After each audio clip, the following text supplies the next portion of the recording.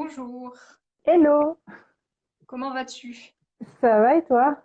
Ah bah ça va bien, merci. Bon alors du coup, tu es ma première invitée sur un live Instagram. Donc, euh, Ouais, donc, bienvenue, merci d'avoir accepté l'invitation pour cette interview.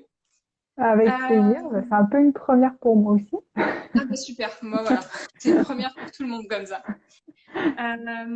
Alors déjà, avant que je te pose des questions sur ton parcours, tout ça, comment est-ce que ça va? Et où est-ce que tu es confinée?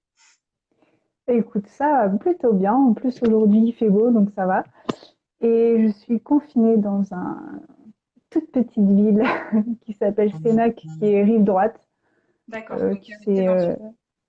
voilà, exactement. Donc, je suis quand même à la campagne, donc c'est plutôt agréable comparé d'être en plein centre-ville de Bordeaux. C'est sûr. Ok. Alors, du coup, on va aller au niveau de l'interview sur plusieurs points.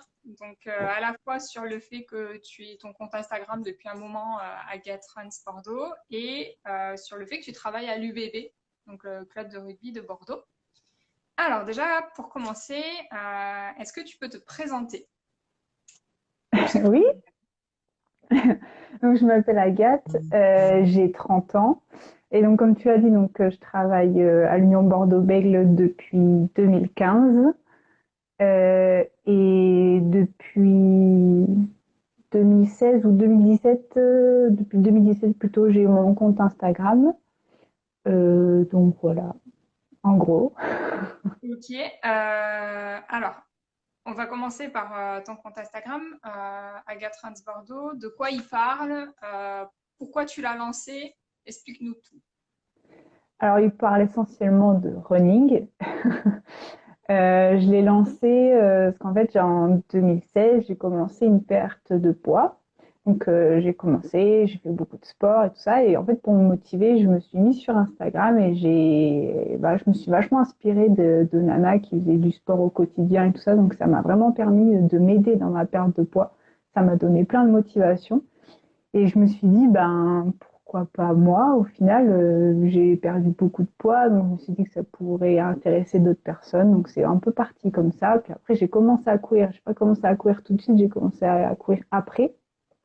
Et, euh, et du coup, j'ai commencé à partager mes courses et j'en ai fait de plus en plus. Donc du coup, voilà, j'ai fait mes comptes rendus de courses et j'ai partagé un peu mon quotidien, D'accord. tout simplement. Ok, donc ça fait 4 ans du coup que tu as ton compte. Qu'est-ce que... Alors, du coup, j'ai bien compris, c'est parti de ce projet de perte de poids. Donc, Ouais. ça t'a aidé dans ce projet-là. Qu'est-ce que ça a pu t'apporter d'autre, ton compte, je sais pas, en termes de rencontres, en termes d'événements auxquels tu as pu participer, par exemple?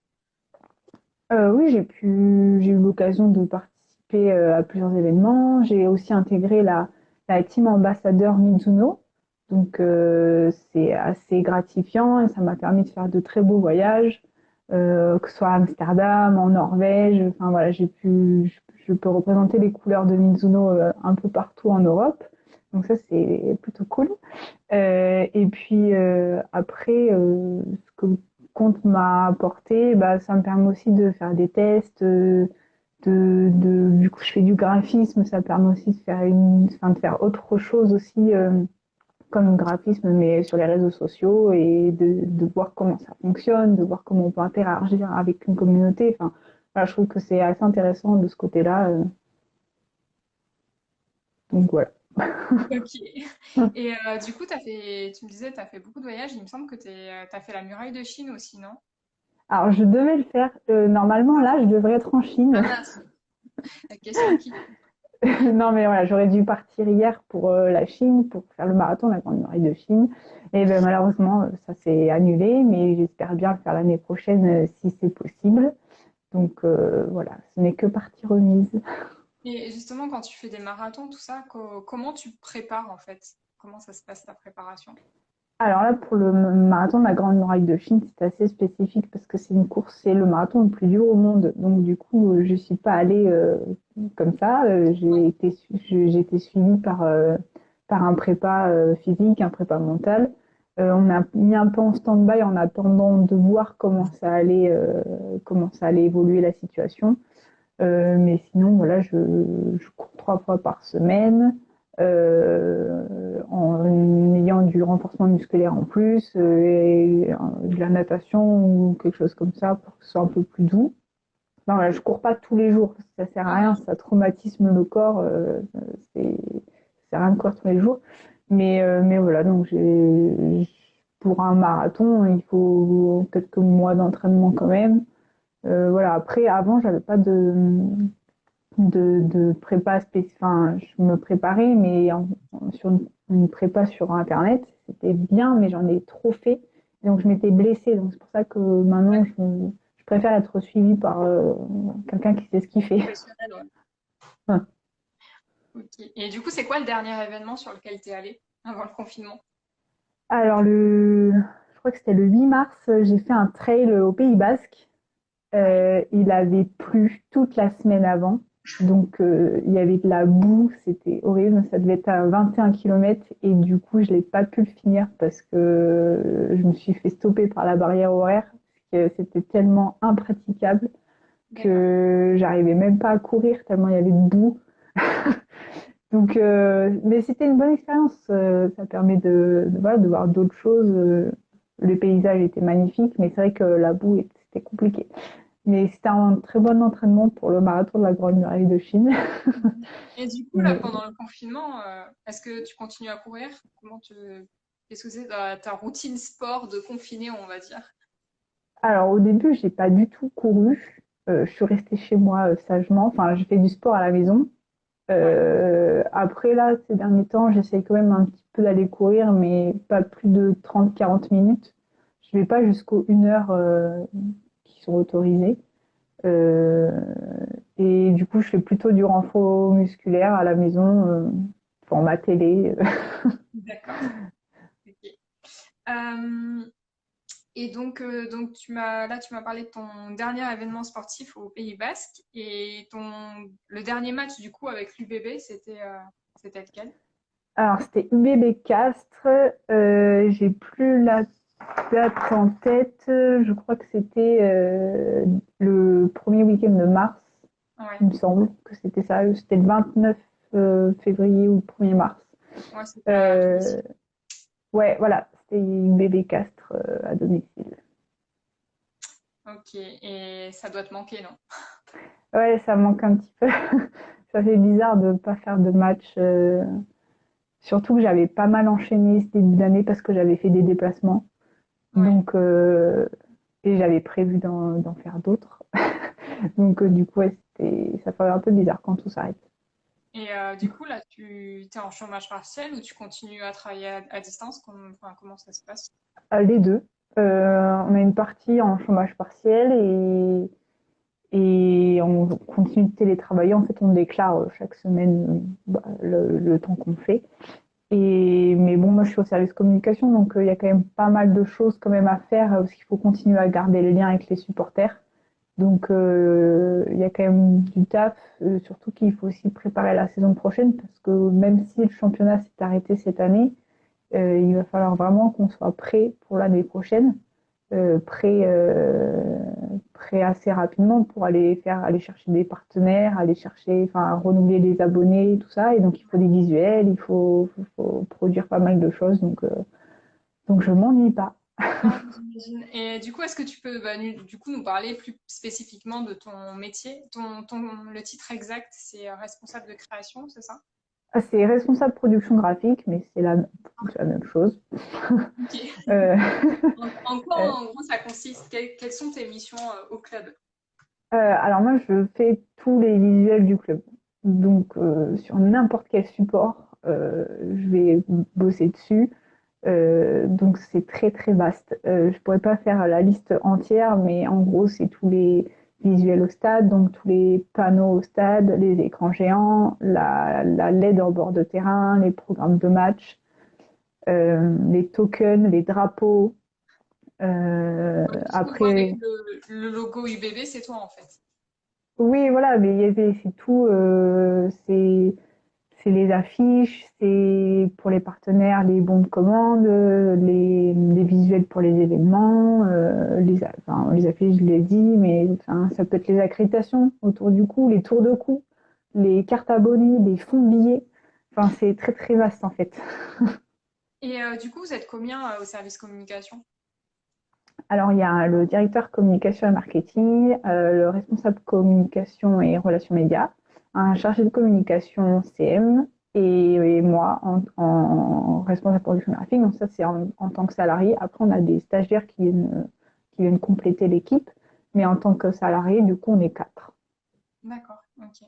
D'ailleurs, j'avais une question par rapport au live qu'un étudiant m'a posé. Est-ce que vous avez recruté là, en cette période des stagiaires, par exemple, ou est-ce que vous envisagez d'en recruter par la suite, à partir de septembre, par exemple?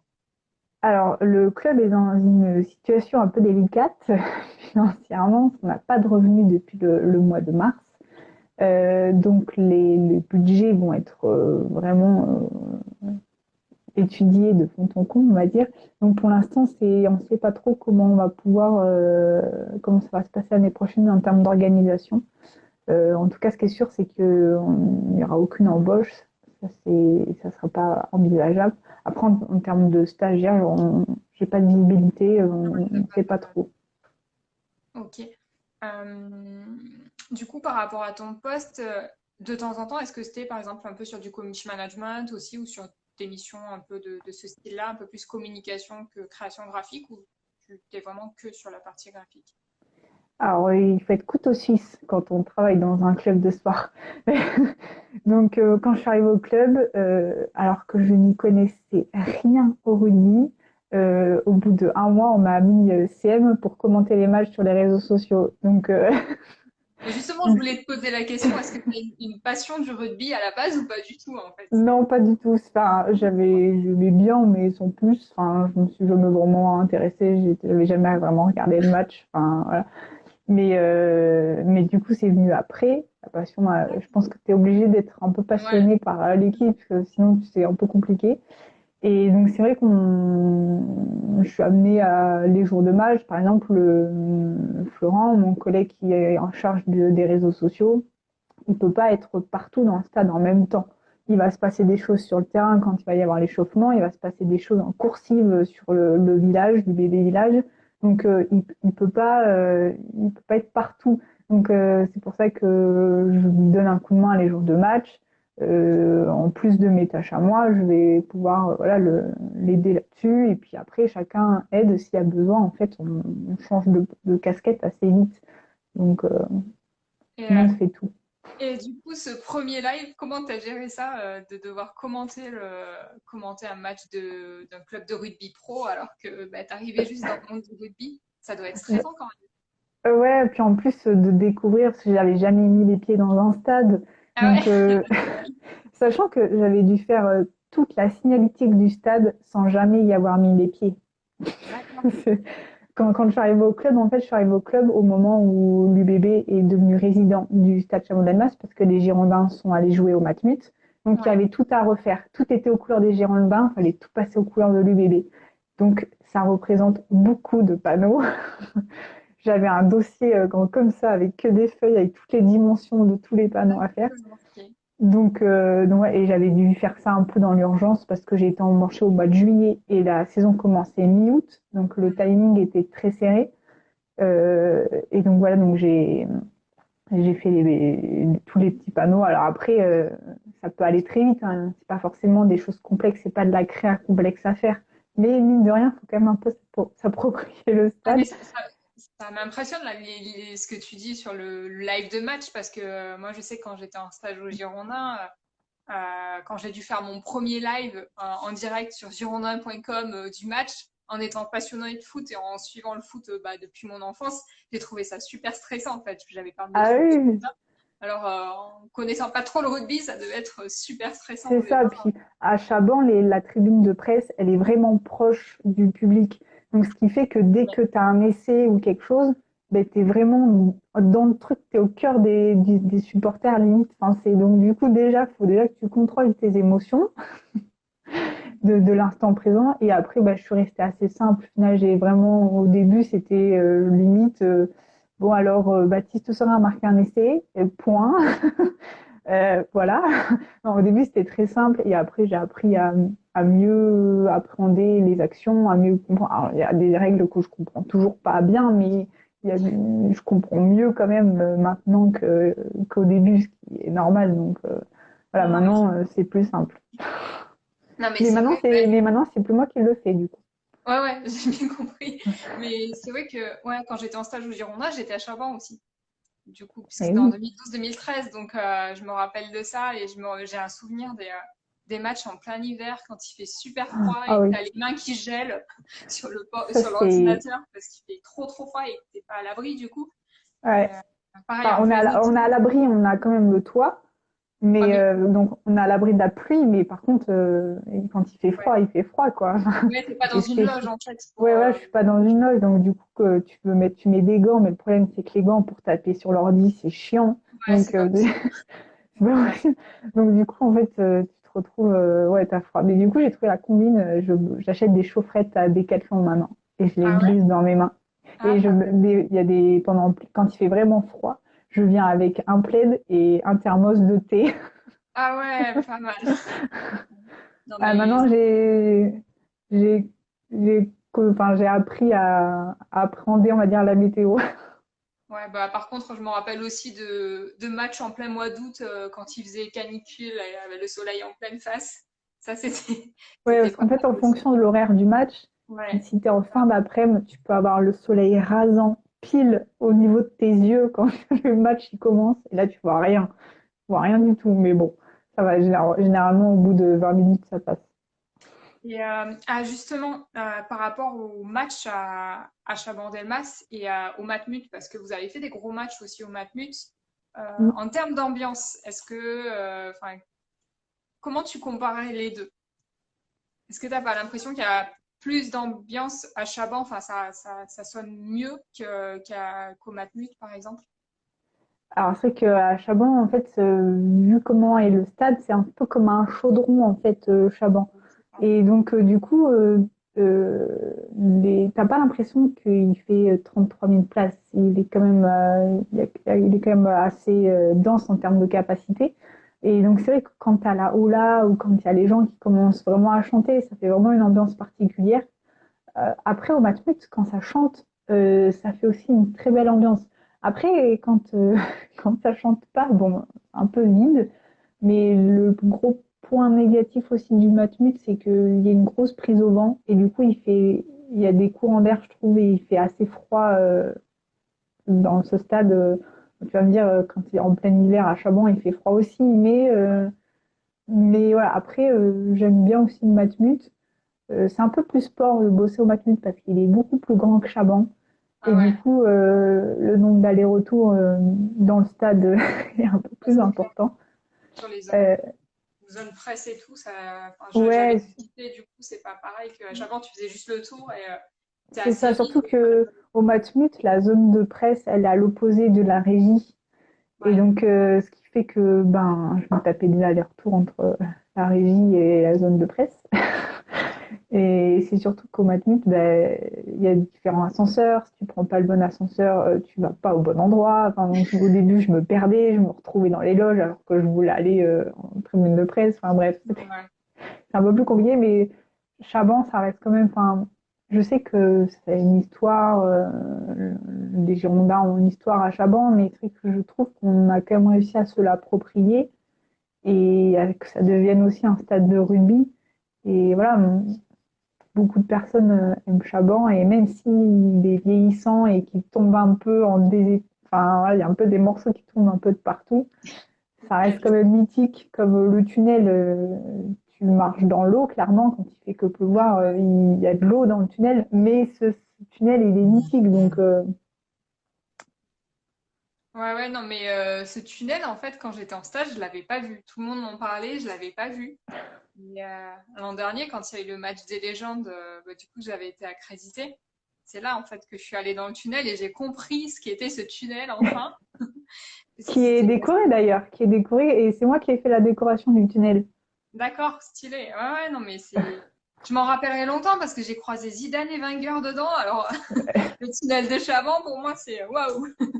Bah, du coup, c'était organisé en plus par l'UBB, le match Ouais. des légendes. Donc, ouais. Ben, normalement, il devait y avoir un nouveau match des légendes cette année. Ouais, Pareil, organisé par l'UBB, mais du coup, il est annulé ouais.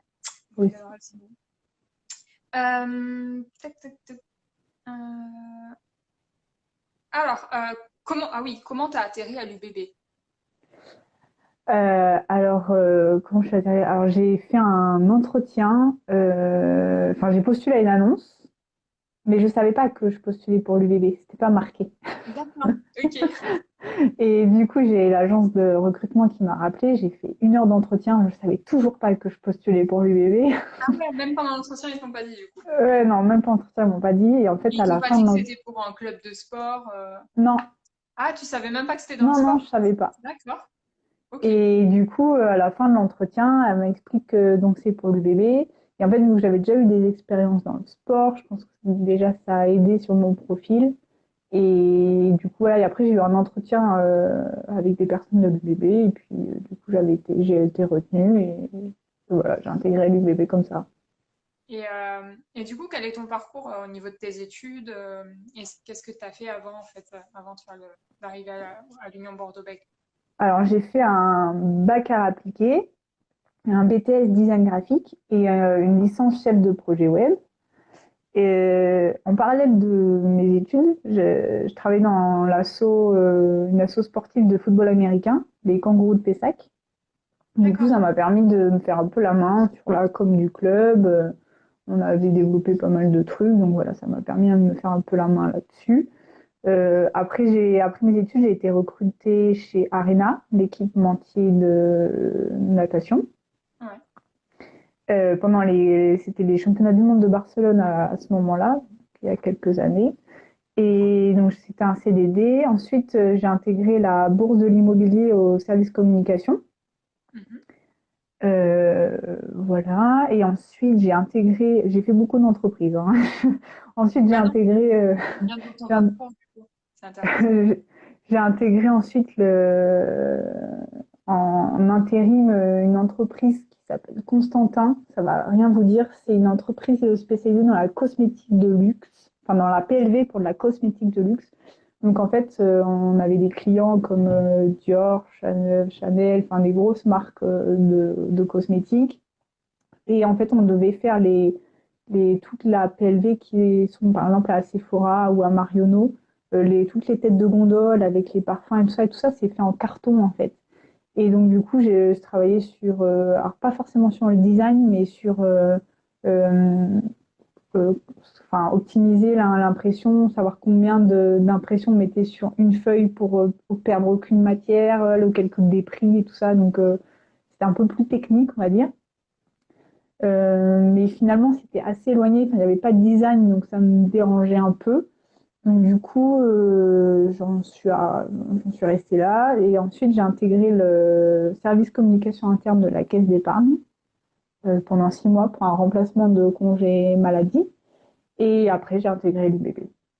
D'accord, ok. Mais c'est super intéressant de voir qu'au final, t'as pas eu d'expérience forcément pro avant dans le sport. Par contre, c'est ton expérience. C'était bénévole chez les kangourous de. J'étais en service civique. D'accord, ok. Bah, du coup, c'est intéressant parce que du coup, c'est cette expérience peut-être qui t'a aidé à intégrer l'UBB quand t'as postulé. Bah, déjà, il y a un élément essentiel quand on travaille dans un club de sport, c'est le fait de travailler le week-end. Euh, des matchs à domicile, on a toutes les 2 semaines. Si on n'est pas en mesure d'être là pour les matchs, déjà, c'est un problème. Alors, tu peux pas forcément être là à 100% des matchs. Tu peux avoir tu peux des fois avoir un empêchement, mais si t'es pas là les 95% du temps, c'est compliqué. Donc déjà, c'était un élément essentiel. Et le fait que j'ai travaillé, même si j'étais pas vraiment salariée dans un club de sport, bah, déjà, ça envoyait un message fort, c'est que je sais que c'est le week-end, quoi, là, Ouais, tu connais le match. que ça demande d'être dans un club, que ce soit les matchs le soir, Exactement. le week-end. Exactement, c'est le soir. En plus, en top 14, on a la date 3 semaines avant, la date et l'horaire définitif 3 semaines avant. On n'a que le week-end. On sait que tel week-end va y avoir un match, mais tu sais que 3 semaines avant, tel jour, à telle heure. Donc, il faut pouvoir quand même. C'est une contrainte. Enfin, c'est une contrainte de se dire, bon, ben, sur l'année, sur le calendrier, ben, tous ces week-ends-là, ben, vous comptez pas sur moi. Ouais, non, mais c'est sûr. C'est sûr. Mais après, Enfin, vous comptez pas sur moi vis-à-vis des autres, pas vis-à-vis du bébé. Pour le oui. bébé, évidemment, je suis. Non, mais c'est vrai que enfin, c'est tellement particulier le milieu du sport. Tu C'est sais très ça. bien que tu vas avoir des événements, puis ça va être aussi dépendant des résultats sportifs, si tu es qualifié sur certaines compétitions, Exactement. en plus. Mais par exemple, là, il y a quelques temps, je regardais pour éventuellement, même si je ne suis pas encore sûre si qu'on pourra recruter en stage l'année prochaine, je regarde pour éventuellement avoir un stagiaire l'année prochaine. Mais bon, même si c'est pas encore sûr, mais je commence à regarder. Et une personne, je lui dis, est-ce que vous seriez disponible les week-ends? Et le gars, il me dit, non, pas trop, je fais mes devoirs le week-end, j'ai pas trop le temps. Je dis, bon, bah, je pense qu'on va en rester là, hein. Ouais, non, mais de toute façon, Enfin, c'est sûr, tu travailles dans le milieu du sport, tu es obligé d'être disponible le week-end, le soir. Et je pense qu'il y en oui, a beaucoup enfin, qui se rendent pas compte, quoi. Enfin, je pense qu'on peut pas, et c'est pas envisageable de rentrer dans un club de sport et de se dire, bah non, je viendrai pas le week-end. Enfin, pour moi, c'est une partie intégrante. Tout ce qu'on fait la semaine, ben, ça prend du sens le week-end. Ça me paraît, puis même pour comprendre le club, pour comprendre ce qu'on attend, enfin, ça me paraît essentiel en fait. Si on n'est pas là, ça sert à rien. ouais, non, mais c'est ça. Et je pense, mais vraiment, quand tu es passionné, en fait, enfin, moi, je sais que pour les Girondins, moi, ce que j'attendais le plus, c'était le match le week-end et enfin, les matchs à domicile, parce que les matchs à distance, on devait les suivre devant une télé parce que nous, on faisait Hmm. pas les déplacements. Mais les matchs Bah, à nous, c'est un peu domicile, pareil. bah, les matchs à domicile, moi, je sais que j'étais la première. On était toujours trois stagiaires et il fallait au moins un stagiaire. Mais j'étais toujours la première arrivée à dire, moi, je veux faire le match à domicile. Et je sais que ça m'est arrivé qu'il y ait des stagiaires qui ne soient pas forcément motivés. Et ben, je prenais toujours la place parce que moi, j'étais motivée. Et en même temps, bah, toute la semaine, tu bosses, tu fais des interviews, tu fais des articles et tout. Enfin, quand tu es vraiment passionné, tu n'as qu'une envie, c'est d'être le week-end pour pouvoir suivre le match, pour faire ton résumé de match, aller interviewer les joueurs en zone mixte. Enfin, moi, c'est ce que je trouve le plus intéressant puisque c'est le cœur du club, quoi. Donc, si C'est t'es, ça. si- Et puis, ah, Puis même en graphisme, ben, quand tu as travaillé sur le programme de match toute la semaine, de le voir dans les tribunes, de voir un peu comment les gens réagissent quand ils sont en train de le lire. Moi, si j'ai bossé sur les drapeaux, je fais les écrans géants. Donc déjà, en plus, le jour du match, tu as la réunion régie, tu vérifies que tout est correct, que tous les fichiers sont bons. Des fois, tu as des petits problèmes, donc il faut les modifier. La LED, voir si la LED, ce que tu as fait, ben, ça rend bien si les couleurs ça va, si tu peux te rendre compte que c'est pas optimal, donc la prochaine fois bah, faire autrement. Enfin, ça me paraît essentiel. ouais. Et c'est surtout que bah, travailler dans un club de sport pro, enfin, je pense que c'est ça aussi que tu cherches. Enfin, quand tu vas travailler dans un club, tu cherches les émotions qu'il va y avoir le jour du match, C'est ça.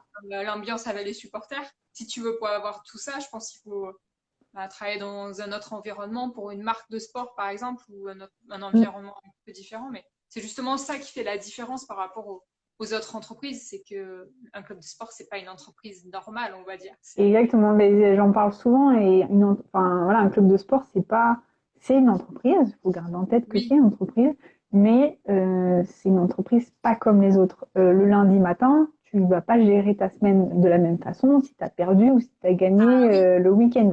Ça Puis va être un l'ambiance peu n'est pas la même différent. aussi. L'ambiance Dans n'est les pas la même. Donc c'est vraiment différent quand tu viens de t'enchaîner 6 ou 7 défaites, tu fais pas la même tête que quand tu es leader et que tu fais que gagner, quoi. C'est pas la même ouais, chose. c'est sûr. Donc puis les enjeux aussi sont différents. Quand tu galères à remplir le stade, ben là tu as intérêt à envoyer du visuel parce que du coup tu vas faire des grosses campagnes. Quand on joue au Matmut, on a ben, le stade il fait 42 000 places. Il faut qu'on aille les chercher les gens. Ils vont pas venir, enfin, ils vont pas venir tout seuls. Si, mais il faut quand même aller les chercher pour remplir le stade. Donc, on multiplie les campagnes, on multiplie les partenariats, que ce soit avec Sud-Ouest ou autre, voilà. Mais tout ça, après, faut produire des encarts, faut produire des visuels, parce que bah, ça passe par là, la communication. Donc, du coup, ben, c'est pas la même quand tu dois sortir les rames pour remplir le stade. Ouais, non, mais je trouve que vous êtes très bon en termes de communication et je trouve que vous êtes très très présent dans Bordeaux. Je me rappelle avoir vu une fois, j'étais au McDo de la gare, j'attendais mon train et je vois en grand le panneau UBB Kids, enfin, tu sais, à Oui, destination des à enfants. McDo, ouais, Et c'est. on voyait que ça en fait dans le McDo. Et enfin, je trouve que vous êtes très présent même sur les événements pour les étudiants, pour les jeunes. Enfin, l'UBB est vraiment présent dans Bordeaux et je pense que c'est ça aussi votre force. Et je sais pas quel est est-ce que tu as le chiffre, enfin, le nombre, le remplissage du stade en moyenne au cours de l'année? On est à 25 000 en Ouais. moyenne. Ouais, je pense que ce serait intéressant de comparer avec les Girondins. Et d'ailleurs, je pense que vous avez dû les Mais dépasser. Les Girondins, ils font beaucoup moins de, par exemple, de print. Nous, on a une campagne pour un match. On va avoir donc toute une campagne, ce qu'on appelle print. Donc, on va avoir des 4 mètres par 3 mètres dans Bordeaux. On va avoir ce qu'on appelle les formats sucettes. Donc, c'est les formats abribus. Donc, c'est des 2 mètres carrés, c'est des très grandes affiches. On va avoir tout un dispositif en fait d'affichage urbain, chose que les Girondins ont beaucoup moins. Ils ont moins d'affichage urbain que nous. On s'est déjà fait la réflexion. Et après, on va avoir toute une campagne web avec des bannières, on a aussi des vidéos. Par exemple, on a un partenariat avec Megarama. On a une vidéo qui passe. On est la dernière vidéo avant le film, dernière pub avant le film. Donc voilà. Et en fait, sur une campagne, c'est très vaste. En fait, il y a beaucoup de visuels. Enfin, en tout cas, enfin, le nombre de visuels que je dois décliner, je pense que je dois avoir 40, 50 visuels à décliner juste pour un match. D'accord. Ouais, ouais. Donc, parce qu'il y a les réseaux sociaux, il y a les bannières digitales, les affiches print. Donc, c'est assez conséquent comme campagne. Et ça, on en a 17, 18 des campagnes comme ça, parce D'accord. qu'on a 16 matchs, une campagne d'abonnement et une campagne d'abonnement mi-saison. Donc, en fait, on a 18 campagnes. Voilà. Et sur les très gros matchs, on a un tram, on a des dispositifs encore un peu plus importants avec TBM et tout ça. Ouais. Par exemple, un match au Matmut, la campagne du match au Matmut, elle était phénoménale. Enfin, le nombre de visuels qu'il y avait, Non, mais c'est un gros dispositif.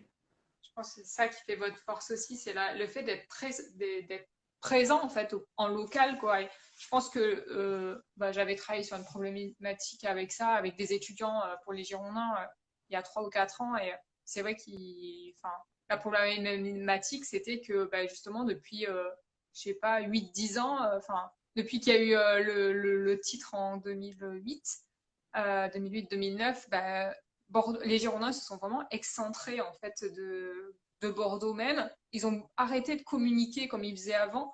Et je pense que l'UBB a vraiment pris la place. Et puis même en termes de fan expérience, enfin, je trouve que vous êtes très bon sur les fan zones et tout. Il y a vraiment beaucoup d'ambiance. Moi, je suis allée au dernier match que j'ai fait, c'était face à Édimbourg.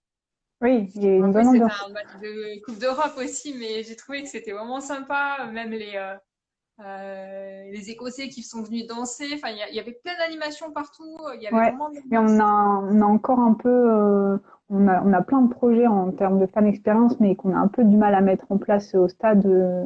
En tout cas, ça sera fait, je pense, l'année prochaine avec des selfie zones, des choses comme ça qu'on voudrait vraiment multiplier un peu partout dans le stade.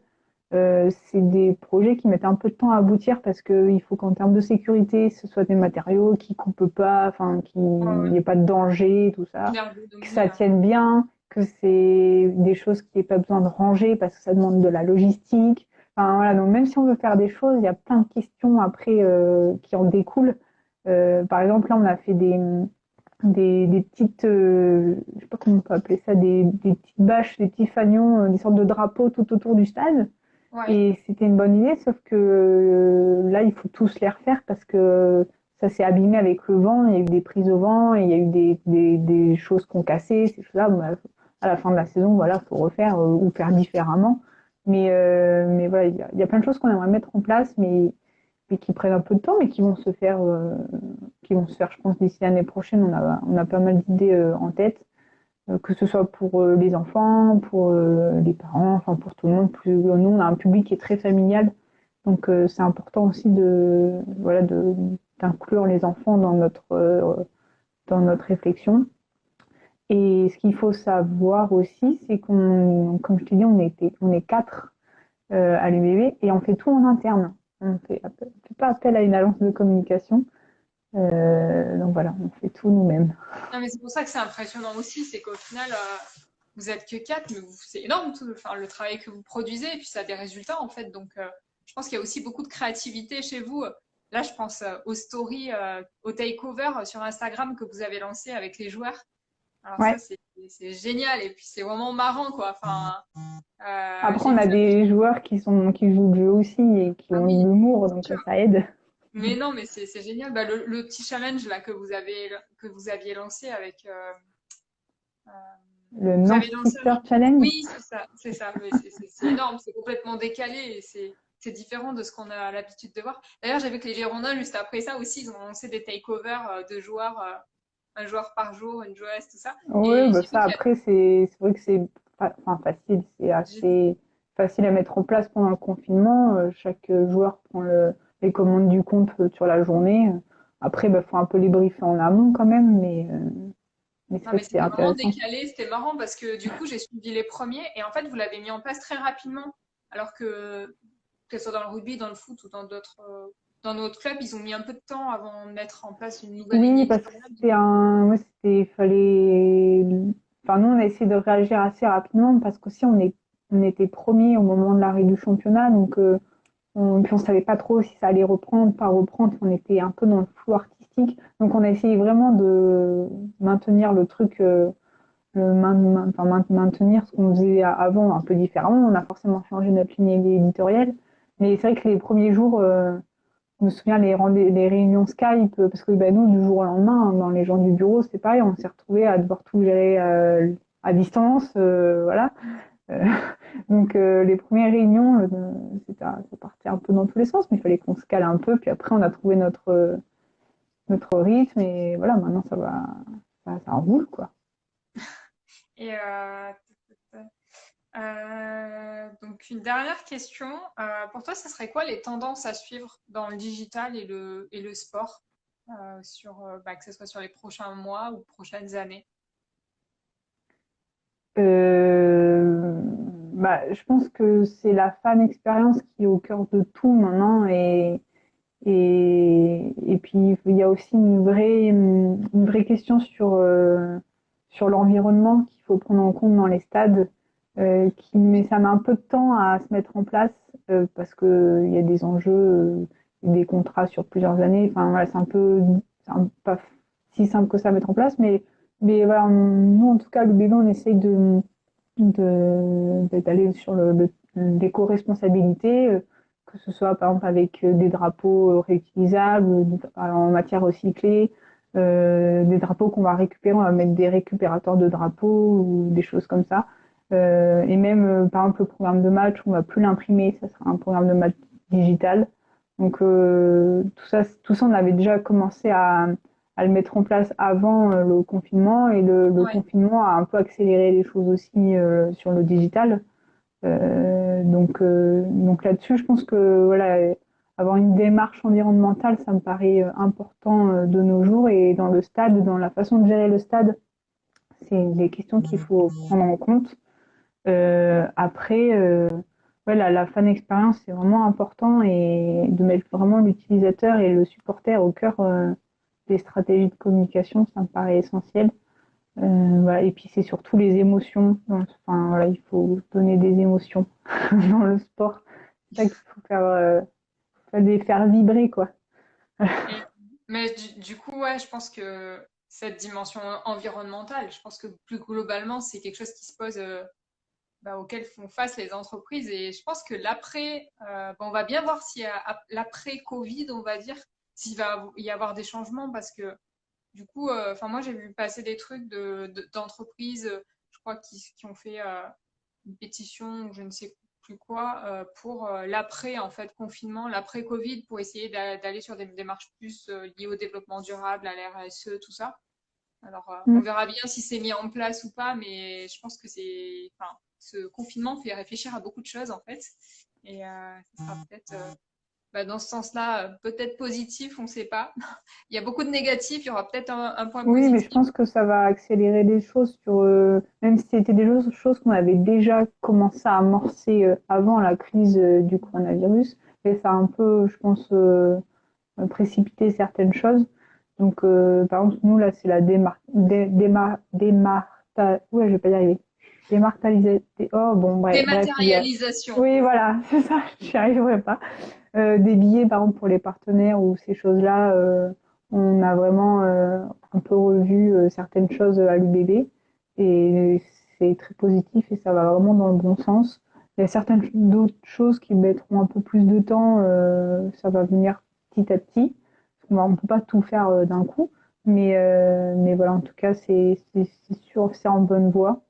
Et après, ben, on a aussi, voilà, c'est vraiment appuyé l'UBB. Il y a un an maintenant, avec l'arrivée de Christophe Furios, on a vraiment créé ce qu'on appelle cœur de rugby. Donc, c'est les piliers de la RSE de l'UBB. Donc, avec tout l'aspect solidarité, l'aspect la formation au rugby.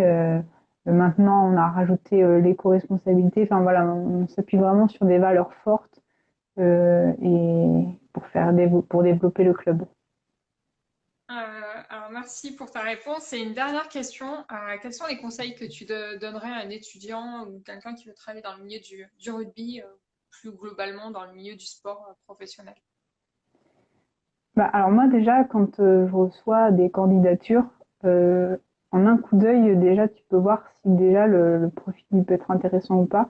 Quand je vois, je postule dans votre agence, je lis pas plus loin, je jette. Non mais ça m'énerve quand tu postules dans un club de rugby, bah tu dis pas je postule dans votre agence. À la limite tu restes plus bas et que tu dis dans votre entreprise, mais Ah, c'est que c'est un copier-coller en fait qu'il a envoyé à oui, tout le voilà, monde. c'est un copier-coller. Donc, évitez le Ouais. copier-coller, mais il n'y a pas besoin de mettre un paragraphe entier sur ce qu'a fait l'UBB cette année. Non, mais au moins de montrer que vous savez postuler pour un club de sport, ne serait-ce que ça. Après, moi, je cherche pas forcément quelqu'un qui connaît le rugby, parce que moi, quand je suis arrivée à l'UBB, je connaissais pas le rugby. Mais voilà, d'avoir au moins une connaissance d'un sport collectif ou parce que c'est vrai qu'on quand on connaît pas du tout, quand on n'est pas du tout proche du milieu du sport, c'est compliqué de tout Ouais. intégrer. Moi, vraiment, pour être vraiment à l'aise dans mon poste, j'ai bien mis 2 3 ans pour être vraiment à l'aise, pour comprendre la saisonnalité d'une saison, enfin, pour comprendre la saisonnalité du rugby, les événements, à quel moment ils arrivaient dans la saison, comment j'allais m'organiser, voilà. Donc, j'ai vraiment mis du temps à vraiment tout comprendre et tout appréhender. Après, donc voilà, donc personnalisation un minimum sur les candidatures. Dans le Euh, côté langue, c'est j'imagine. ça. Et après, ben, ne pas hésiter bah, soit faire du bénévolat, soit donner un coup de main à des assos à côté en parallèle de ses études. Et du coup, mon expérience au Kangourou de Pessac, bah, quelque part, ça m'a aidé, je pense aussi, à intégrer l'UBB. Donc, ne pas hésiter à développer ces choses-là. Pas forcément, alors je ne dis pas qu'il faut se faire exploiter et tout ça, mais voilà, ça peut vraiment aider, même pour constituer, enfin, moi en tout cas dans la partie graphisme, constituer un book ou ces choses-là, ça peut vraiment aider. Et après, être curieux. Je pense que c'est surtout ça, pas hésiter à aller vers, si vous avez une opportunité de rencontrer quelqu'un, enfin, le réseau et les relations, c'est aussi assez important. Parce que si tu as parlé un jour avec quelqu'un qui connaît quelqu'un qui travaille dans un club, enfin, c'est aussi ça, hein. C'est ça, Les clubs de sport, c'est aussi beaucoup de réseaux. En tout cas, le bébé, c'est un club familial et encore aujourd'hui, même si ça grandit et ça se professionnalise de plus en plus, mais sur certaines choses, il y a encore beaucoup de mécanismes un peu, enfin, tu sens qu'il y a un passé, comment dire, pas associatif, parce que le bébé a toujours été une entreprise, mais tu sens que, enfin voilà, c'est toujours, un club ça marche, familial. ouais, un club familial et ça marche beaucoup aux relations aussi, plus que je pense dans certains autres milieux. Et après, enfin voilà, faut être curieux, pas hésiter, et il faut pas dire que vous n'êtes pas dispo le week-end. C'est pas possible ça. Je peux Ça, c'est pas... venir, mais le lundi après-midi, le mardi, entre 18h et Non, mais 19h. ça, il faut en avoir conscience, vraiment. C'est vraiment un point important. C'est vraiment, voilà, c'est un club de sport. Les compétitions ont lieu le week-end. Ou parfois le soir, il y a des événements le soir en semaine, tout ça peut arriver aussi. Mais voilà, c'est un point important. Et après, oui, voilà, bah, comme je dis, être curieux, pas hésiter à aller parler avec les gens. Moi, j'avais fait, il y a quelques mois, j'avais fait un after work avec des étudiants et j'avais un peu présenté le bébé, tout ça. Et après, en fait, tu pouvais après faire un échange, discuter librement et tout ça. Et il y a personne, enfin, il doit y avoir une ou deux personnes qui sont venues me parler et tous les autres restaient dans leur coin et parlaient entre eux. Et je trouve ça dommage Bah ouais. parce que, ben voilà, même si je vais pas les embaucher, voilà, mais ne serait-ce que comprendre comment ça marche, discuter avec les gens et laisser une bonne impression, on sait jamais Ouais, c'est ça. ce qui peut arriver après, donc ça me paraît important. Bah, c'est aussi comme ça que tu te démarques, quoi. C'est ce que tu disais là pour le bénévolat, tout ça. Moi, c'est ce que je dis toujours aux étudiants, même quand je donne des cours. Le bénévolat, c'est vraiment, déjà, ça te permet d'apprendre plein de choses toi-même. Ouais, En étant bénévole, par exemple, pour Monaco, enfin, pour le club de foot féminin de Monaco, j'ai appris à créer un site, appris à gérer des pages, j'ai appris à mettre en place une stratégie toute seule. Et en fait, enfin, je le vois maintenant parce que même moi, je reçois des CV pour des stages et tout, et je reçois beaucoup de messages pour des stages et de CV, etc., des lettres de motivation. Et en fait, il y en a beaucoup qui sont tous les mêmes, c'est-à-dire que pour se démarquer, il faut vraiment que tu aies un truc en plus, que ce soit le bénévolat, que ce soit une passion, j'en sais rien.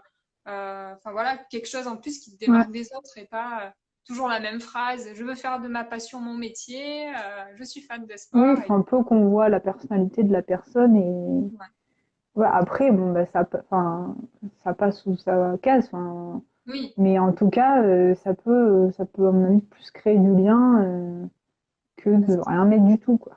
Bah, même, comme tu dis, quand tu as des événements comme ça, c'est l'occasion ou jamais, en fait,